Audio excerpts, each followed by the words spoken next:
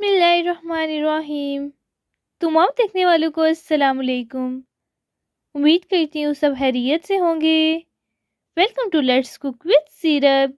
आज मैं बनाने जा रही हूँ कॉफ़ी शेक। तो कॉफ़ी शेक बनाने के लिए ब्लेंडर मशीन में सबसे पहले ऐड कर दें 1 tablespoon instant coffee, 1 tablespoon caramel coffee, 1 tablespoon sugar powder, half tablespoon cocoa powder और 2 टेबलस्पून वाटर।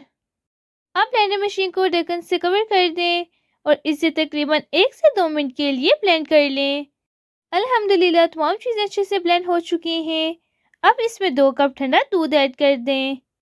दूध को अपने ब्लेंडर मशीन में डालने से पहले अच्छे से ठंडा कर लेना है ताकि आपका कॉफ़ी शेक भी अच्छे से ठंडा हो। और कॉफ़ी शेक को बनाने के बाद आपको इसे फ्रिज में रखने की ज़रूरत ना पड़े।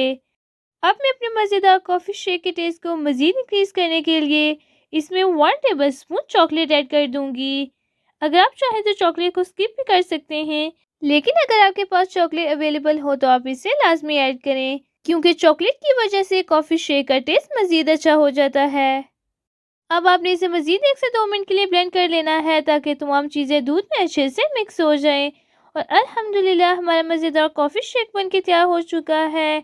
अब अपने मज़ेदार ठंडे ठंडे कॉफ़ी शेक को ग्लास में निकाल लें। अगर आप चाहें तो कॉफ़ी शेक को इस तरह भी इंजॉय कर सकते हैं, लेकिन मैं अपने one of my favourite shake coffee shake को पीने से पहले इसमें चॉकलेट चिप्स लाजमी ऐड करती हूँ, जिसकी वजह से मेरा चॉकलेट शेक टेस्ट के साथ साथ लुक में भी बहुत अच्छा लगता है। और अगर आपको भी आज इस कॉफ़ी शेक की रेसिपी पसंद आई हो तो वीडियो को लाइक एंड शेयर कर दें।